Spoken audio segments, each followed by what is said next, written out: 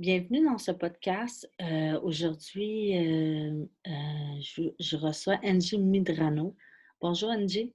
Bonjour Jade, ça va bien? Oui, toi, Oui, ça va bien, merci. Merci de me recevoir dans ton podcast. bienvenue. Parle-moi de qu'est-ce que tu fais.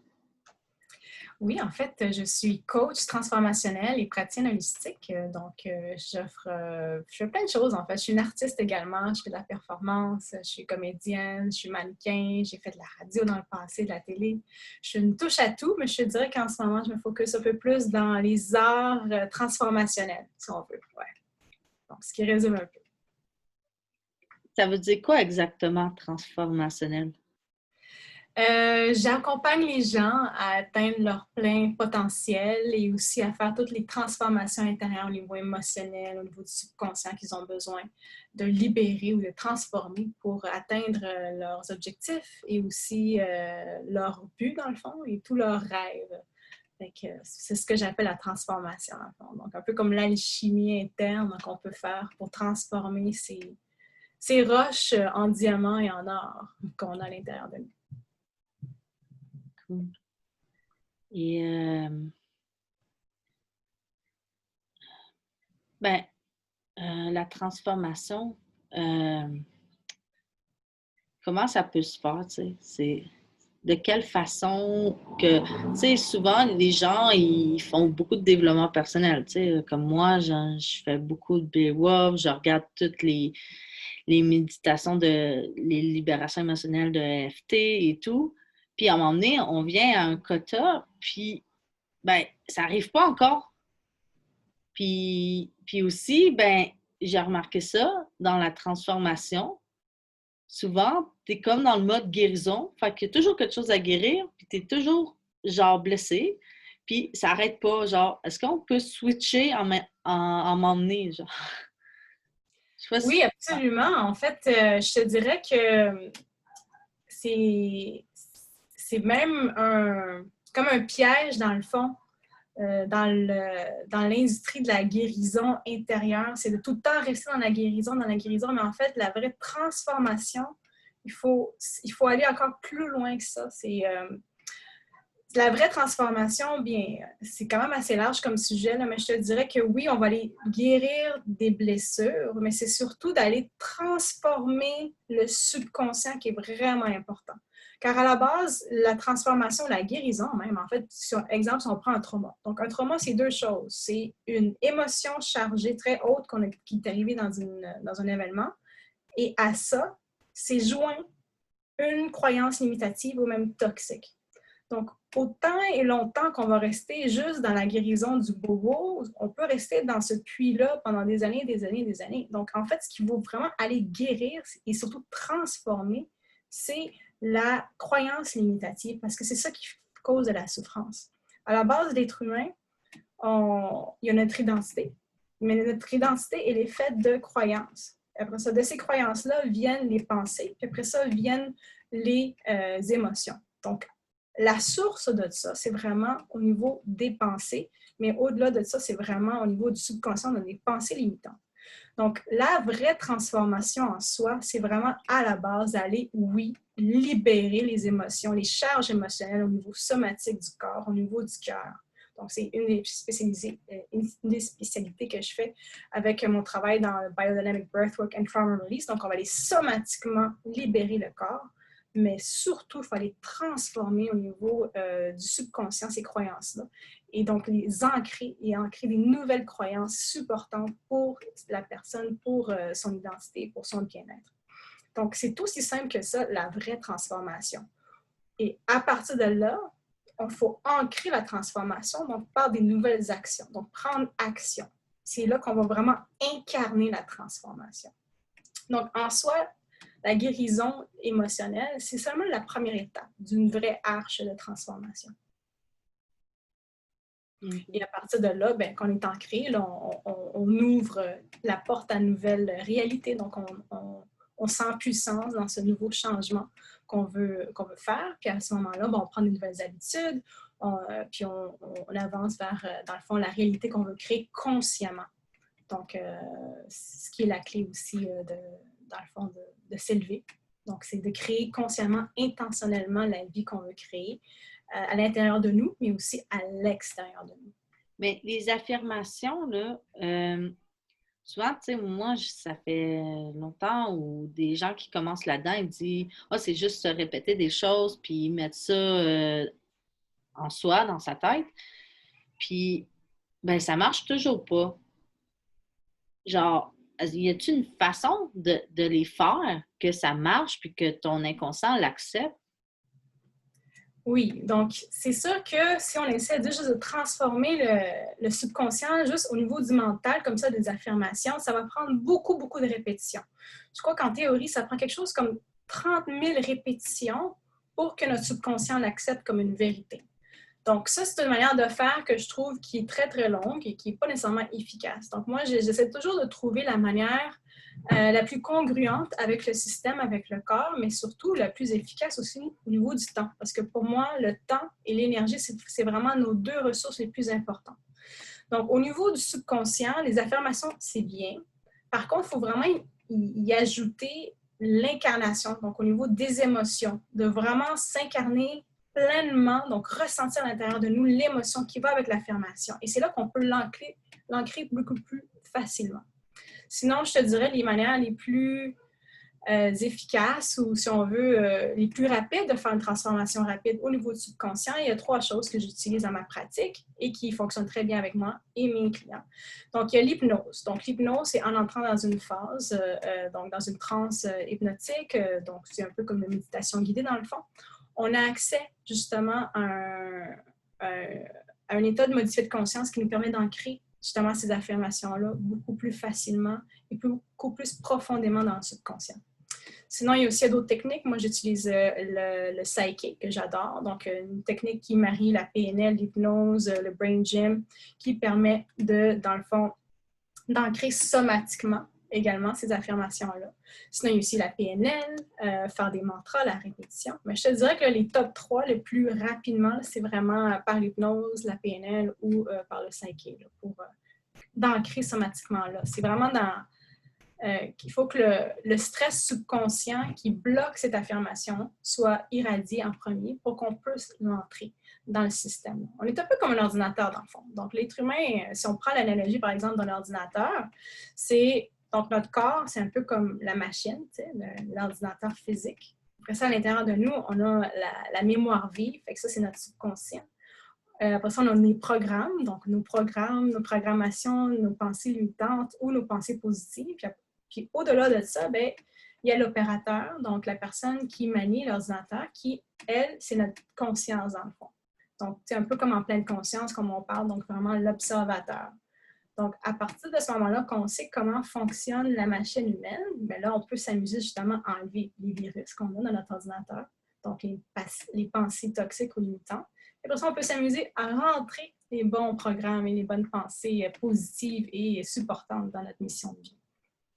Fait que c'est pour ça que si on essaie juste de rentrer au niveau superficiel des affirmations, ça va prendre beaucoup, beaucoup de travail. Fait que mieux vaut y aller vraiment en ancrant profondément dans notre cerveau, dans notre système, puis dans notre corps surtout.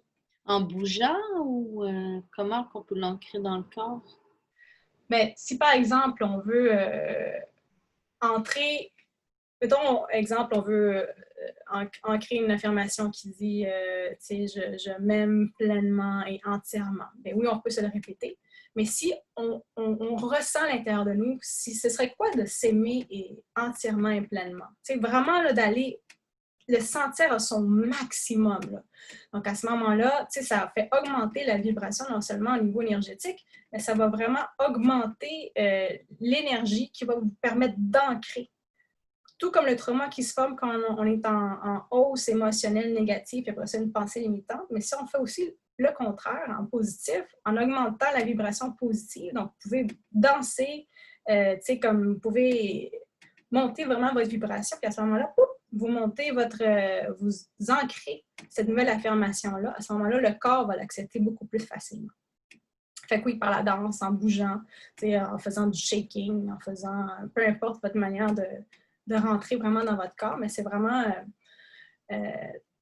la dernière, si on veut, montagne là, que je crois que de plus en plus, en fait, même en psychologie, ils le voient, mais nous, en coaching, on l'utilise beaucoup. C'est vraiment l'embodiment, c'est vraiment l'incarnation de, de la transformation. Puis ça Le se fait. théâtre rituel, ça pourrait-tu embarquer là-dedans? Le théâtre, Ouais, le théâtre rituel. absolument, absolument. Surtout parce que justement, quand on entre dans un personnage, ça nous permet de, tu sais, on est supposé justement aller chercher nos émotions, les Tu pensées. incarnes seulement l'émotion qui est là, qui est en toi, puis tu vis ça, puis tu l'amplifies en toi, parce que toutes les émotions sont comme en toi. Moi, je Mhm. vois ça comme toutes les émotions, les archétypes, c'est comme un diamant multifacette qui est en toi.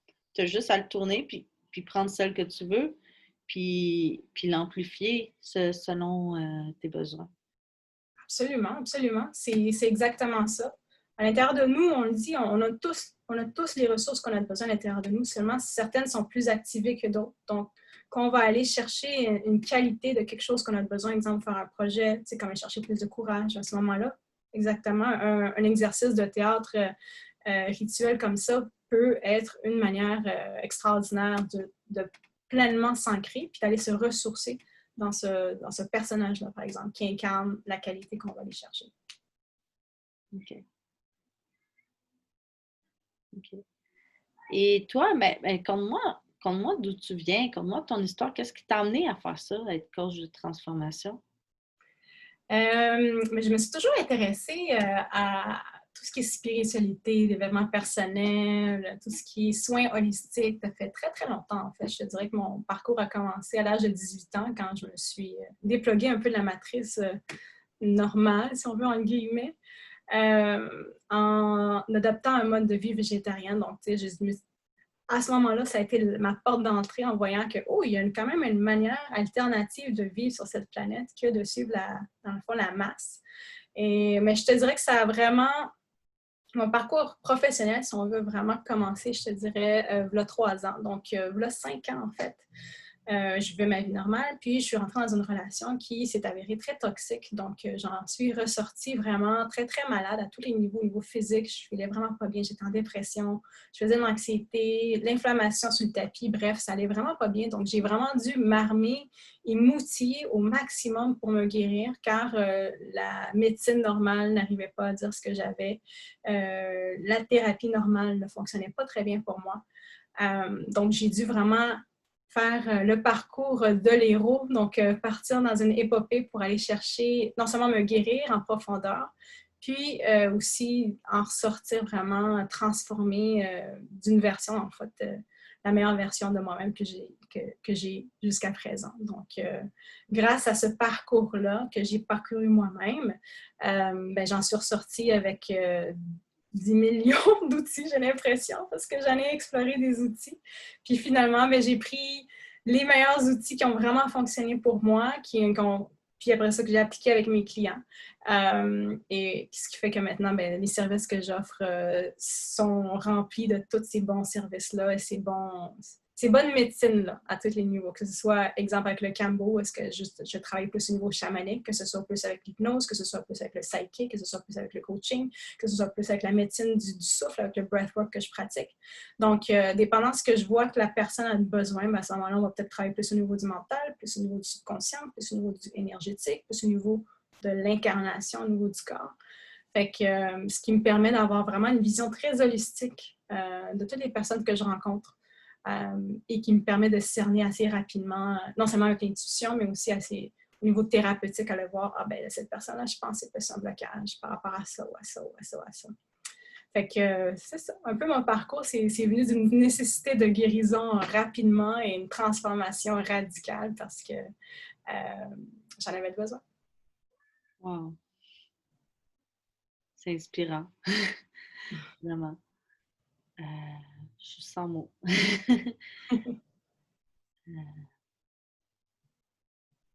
Ouais, t'as nommé le. Attends, j'ai-tu envie de parler de ça? Ces temps-ci, j'ai découvert le breathwork, le souffle, la respiration. Mhm. Puis c'est fou comment que que tu peux connecter à ta puissance en faisant ça,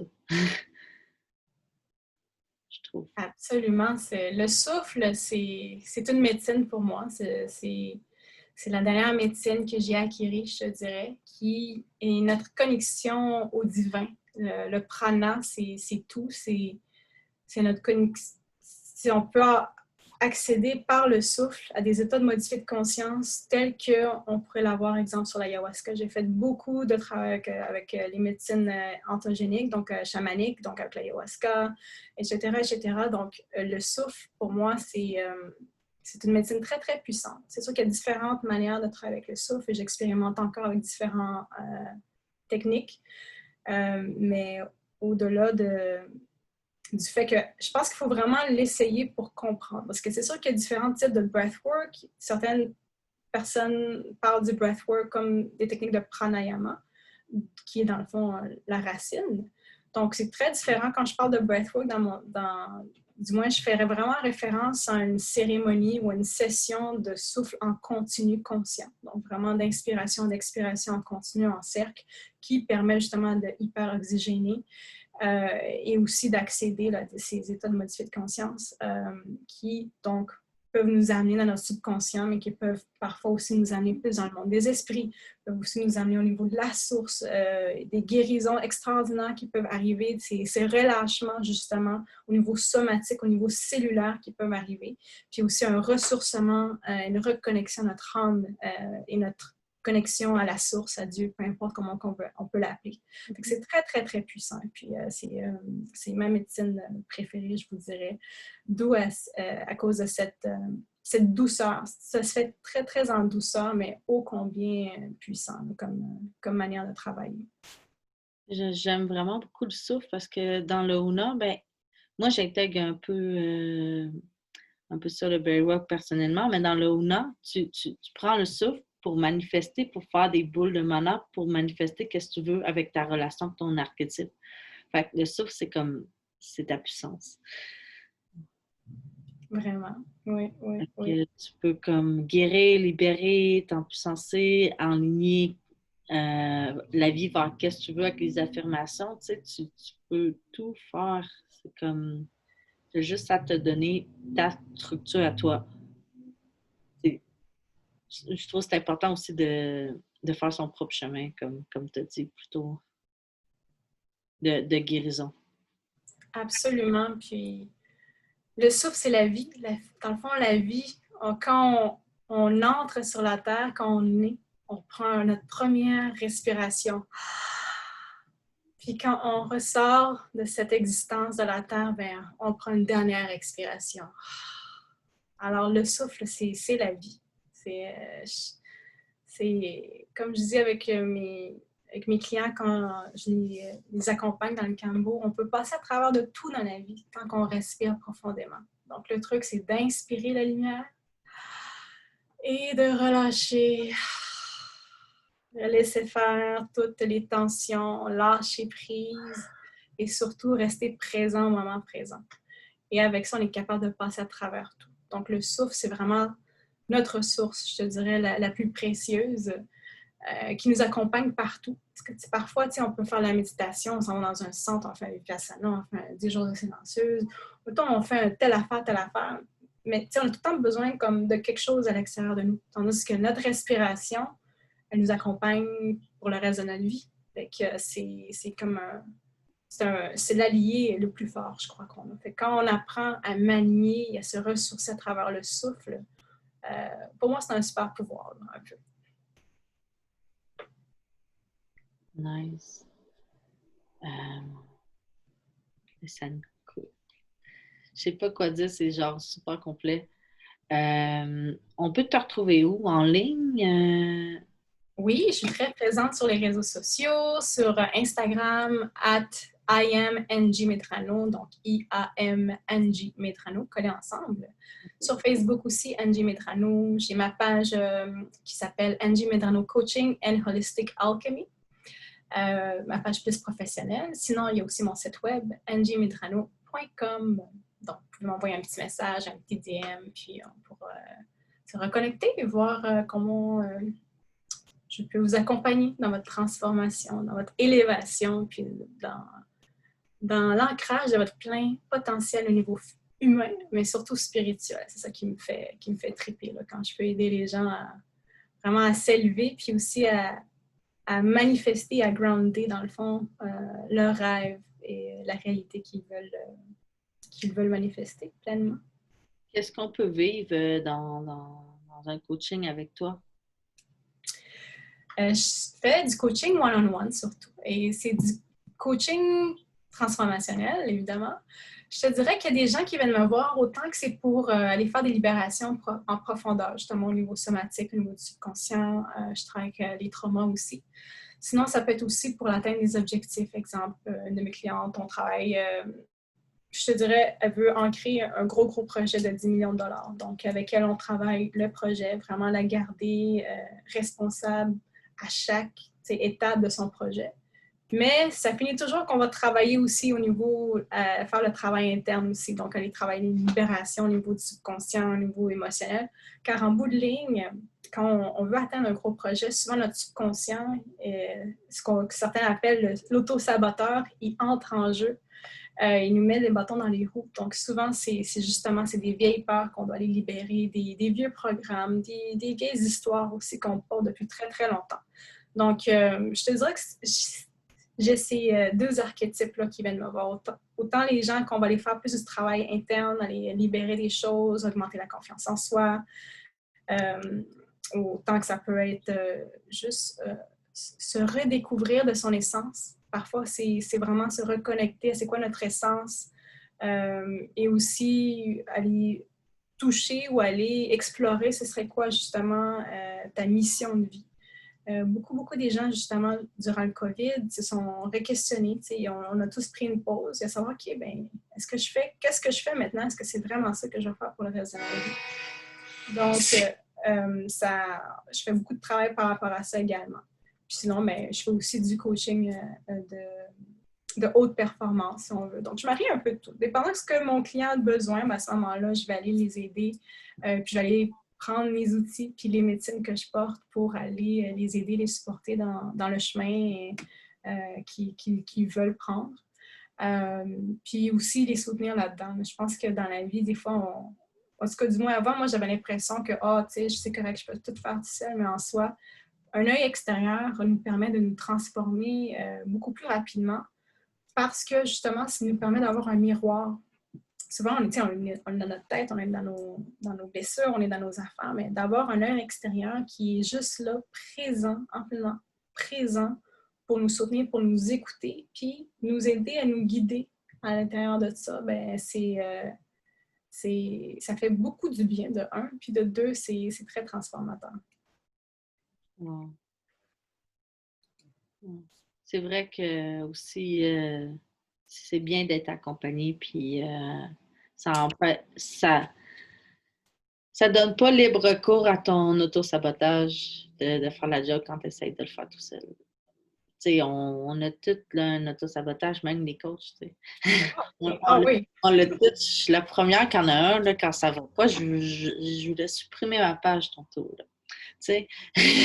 On l'a tellement, notre auto-sabotage, puis genre, c'est comment faire. La question, c'est comment qu'on peut s'allier genre avec ce côté-là qui veut juste détruire. C'est comme... Oui. Mais l'auto-saboteur, moi, j'ai beaucoup de compassion pour lui. Quand j'ai compris, dans le fond, qu'est-ce qu'il voulait? Je relie beaucoup l'auto-saboteur à notre ego. Dans le fond, notre ego, lui, dans le fond, il veut nous faire, nous sentir en sécurité et de deux, nous protéger. Fait que quand on sait que dans le fond, c'est un système, c'est un programme qu'on a décidé d'incarner sur cette planète afin de nous protéger parce qu'il a peur. Et à ce moment-là, quand on sait comment il fonctionne, bien, on peut, dans le fond, travailler avec et l'aider à se transformer. Fait qu'au départ, c'est vraiment d'aller relâcher c'est quoi les peurs subconscientes qu'il y a. Parce que chaque nouveau niveau qu'on veut atteindre dans notre vie, on va devoir faire des libérations au niveau du subconscient, au niveau des peurs, au niveau des programmations, au niveau de l'identité. Fait que tout ça, c'est désagréable pour l'ego parce qu'en soi, c'est le détruire. On va détruire son identité. Fait que c'est là que quand on commence à monter ou on veut faire un gros projet, Là, il nous met des bâtons dans les roues parce que lui, il ne veut pas perdre le contrôle.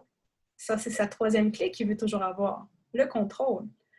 Fait en sachant ça, chaque fois qu'il embarque, ben, maintenant que je suis habituée de le comprendre, c'est comme, OK, qu'est-ce qui se passe? De quoi tu peurs? Fait que, là, j'ai des processus que je fais moi-même, que je fais avec mes clients pour le comprendre de un.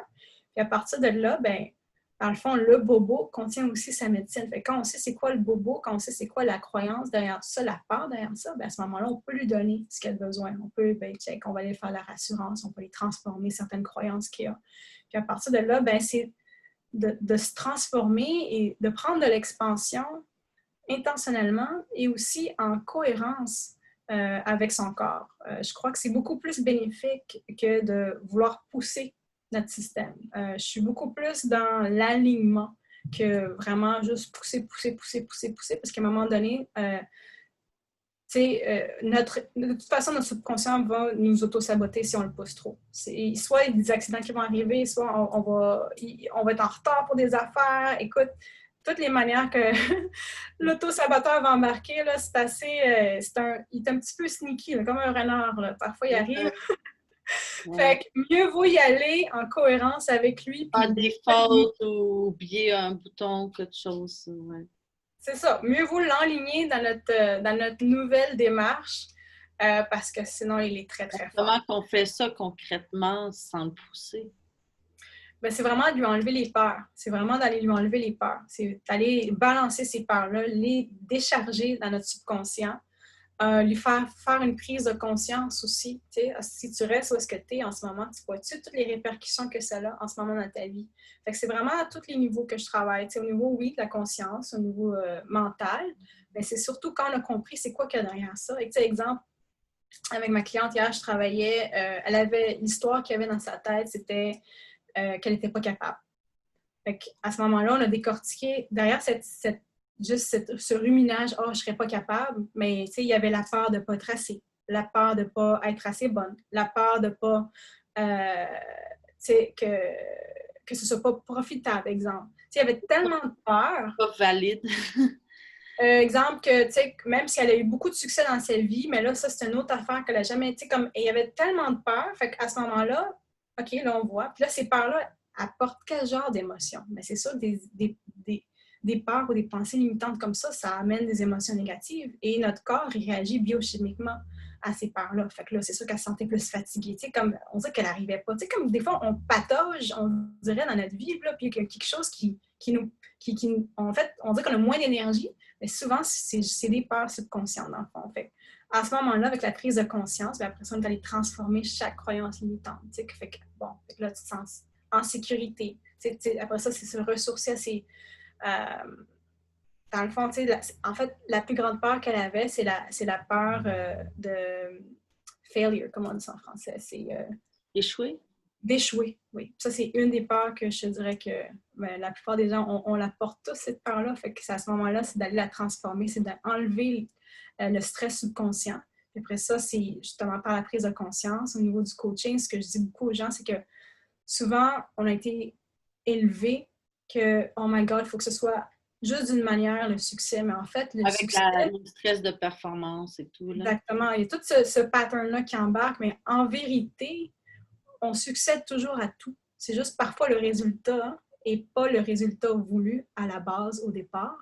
Mais c'est vraiment faire le switch au niveau d'un mindset de croissance au lieu d'un mindset limitant. Moi, j'ai été élevée plus dans le mindset, OK, il faut performer, il faut avoir des A à l'école, nanana. Tandis que la vraie vie, au niveau holistique, si on enlève ce pattern-là, puis on s'ancre et on avance plus dans un pattern ou un mindset qu'on est ici pour croître, pour apprendre. Et à chaque fois qu'on apprend, des fois qu'on se trompe, c'est OK, mais on va juste continuer à apprendre. À ce moment-là, on peut expandre d'une manière exponentielle. Il y a des études qui ont été faites là-dessus, au niveau du fixed mindset et du growth mindset. Donc, vraiment, ce mindset-là d'expansion nous permet, en fait, d'atteindre des niveaux encore plus supérieurs. Fait que quand on fait juste changer ça, ce mindset-là, à ce moment-là, ça enlève beaucoup de stress. De deux, on sait qu'on va se tromper, c'est OK. Puis on va pouvoir quand même continuer notre chemin. Puis à chaque fois, on va juste faire des ajustements de parcours. Comme on fait avec le GPS, des fois, il y a des rues bloquées. On fait juste changer de chemin, mais on garde nos yeux, dans le fond, vers l'objectif. Mais aussi, il ne faut pas oublier que ce n'est pas juste l'objectif. Le but, c'est aussi cette transformation qu'on va faire à travers le chemin pour arriver à notre objectif.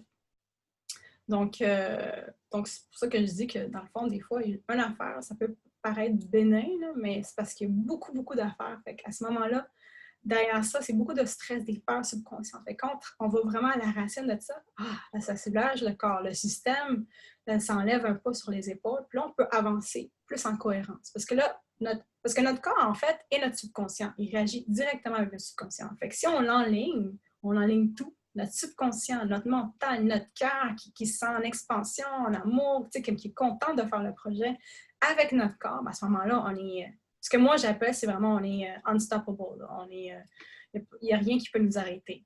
Fait que, puis c'est ce que en fait, cette cohérence-là, c'est vraiment l'état désiré, si on veut. C'est l'état dans lequel je souhaite pouvoir guider mes clients.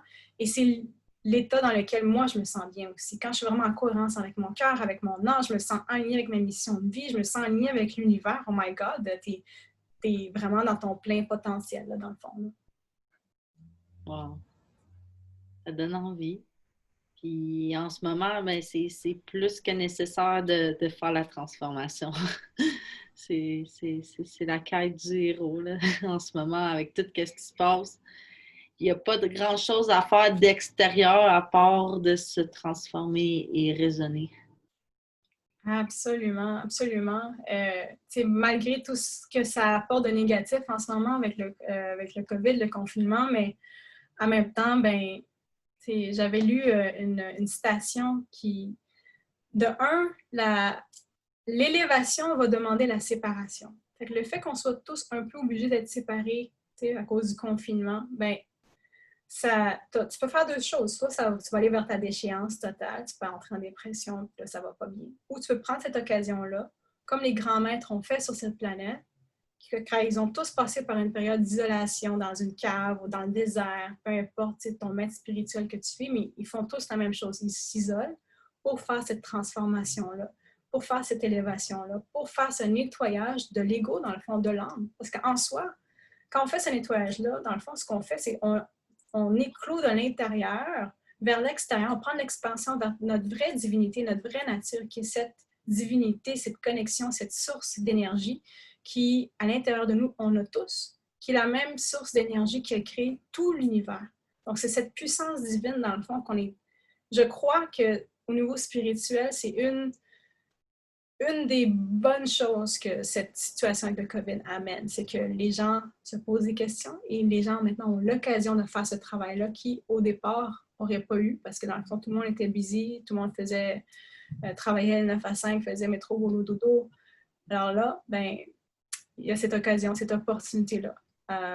Et j'espère que les gens l'apprennent pour justement aller s'élever en conscience. Parce que c'est ça qu'on a besoin en ce moment. On est plusieurs travailleurs de lumière, on est tous partout sur la planète. Donc, il faut qu'on brille.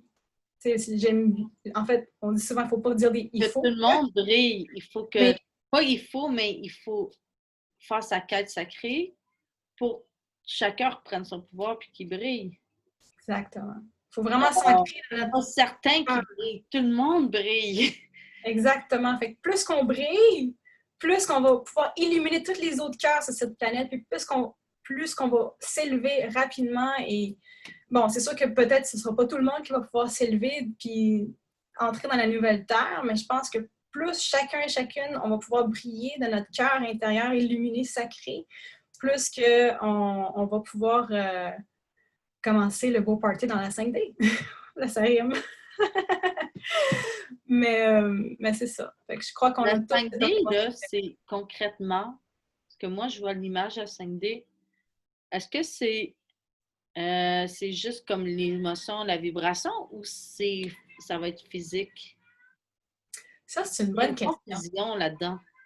J'ai pas... faudrait peut-être qu'à un moment donné, je me sois en méditation, faire une espèce de canalisation, à savoir si ça va être physique ou juste énergétique. Certaines personnes disent que sur la planète, on va avoir accès à plusieurs fréquences en même temps. C'est juste que certaines personnes vont vont vibrer plus haut, puis leur réalité va être vraiment à cette fréquence-là. Puis je pense que ça, on l'a déjà tous expérimenté. Quand ça va bien, on attire toutes plein de bonnes choses, puis quand ça va mal, ben là, ouais, c'est la déchéance totale. Puis c'est juste du caca qu'on attire. Fait que c'est sûr que moi, personnellement, j'aimerais beaucoup qu'on assiste à une révélation de la 5D physique. Mon ressenti, du moins pour le moment, c'est, je pense, ça va être plus au niveau énergétique. Qu'il y a certaines personnes qui vont vibrer à une certaine fréquence, vont peut-être se ramasser plus dans un même endroit. Mais écoute, rendu là, il y a tellement de versions, je ne sais plus quoi penser. Est-ce qu'on va, il y a certaines personnes qui disent même qu'on va shifter dans un monde parallèle. Mais peu importe ce qui va se passer, dans le fond, ça, c'est tellement hors de notre contrôle. Moi, je pense vraiment qu'il faut vraiment plus se focusser à l'intérieur de nous, de qu'est-ce qu'on peut vraiment prendre les commandes de, vraiment s'empuissancer dans notre lumière, dans notre âme, dans notre cœur, faire son travail, se libérer, s'ancrer. Puis à partir de là, écoute, quand on arrivera... quand on va arriver à ce pont-là, on pourra le traverser, comme on dit. T'sais. Fait que, bon, peu importe ce qui arrive, si c'est l'apocalypse, si la Terre explose, ben écoute, c'est ça qui va arriver, c'est ça qui va arriver, mais en bout de ligne, on n'a aucun contrôle sur l'extérieur. On peut seulement prendre les commandes à l'intérieur de nous, de ce qu'on pense, de ce qu'on ressent. Puis c'est surtout ça, je pense qu'il faut se focusser. Mais j'ai vraiment l'impression, du moins mon ressenti, c'est que plus on est illuminé à l'intérieur de nous, plus on va shifter la fréquence. Parce que dans le fond, tu sais, l'effet Maharishi a été prouvé. Là. Si des gens, 1% de la racine carrée d'une population se met à méditer, la violence et tout ce qui est plus sombre dans cette ville-là baisse. C'est pour ça que je me dis, si tout le monde ensemble est illuminé, on va pouvoir se connecter au cœur sacré. On va pouvoir justement faire des méditations. Mais à ce moment-là, c'est sûr que la fréquence, elle n'aura pas le choix de shifter. Puis ça va peut-être justement même amener des gens qui portent encore ces lourdeurs-là à se libérer. Puis là, on va pouvoir manifester une nouvelle réalité. Parce que les solutions sont tous là. Hein. En ce moment, il y a 8 milliards de personnes sur cette planète. Il y a des enfants de 12 ans qui inventent des machines pour nettoyer l'océan en ce moment. Fait que les solutions qu'on a besoin pour amener la nouvelle Terre, elles sont là. Il faut juste les appliquer. Là, on assiste à un petit nettoyage des vieilles structures. Un peu comme en astrologie, on dit qu'en ce moment, on chiffre de Saturne en Capricorne, en Saturne et Pluton en Verseau. Fait que c'est ce à quoi on assiste en ce moment, là, c'est cette transformation radicale de la société. Fait qu'on fait du ménage, on purge, comme dans le Cambo. Il y a une petite période de purge, petite purge, puis après ça, ben, on se sent bien, on est libéré. Ouais, j'aurais aimé ça pour ça. Ouais, c'est comme on active la possibilité de miracle. C'est comme on est tous capables. Moi, je l'ai fait plusieurs fois dans ma vie. C'était le désastre. Puis, genre, j'ai transformé la merde en or. C'est comme, on est capable de tout faire ça. C'est dans nos gènes, c'est dans notre âme. Absolument. On est tous des alchimistes. Dans le fond, ce qu'on fait en ce moment, c'est de l'alchimie. On transforme cette noirceur-là en lumière, cette illusion de séparation en amour. T'sais. Fait que, non, absolument. Il faut qu'on commence le plus rapidement possible. Merci, Angie.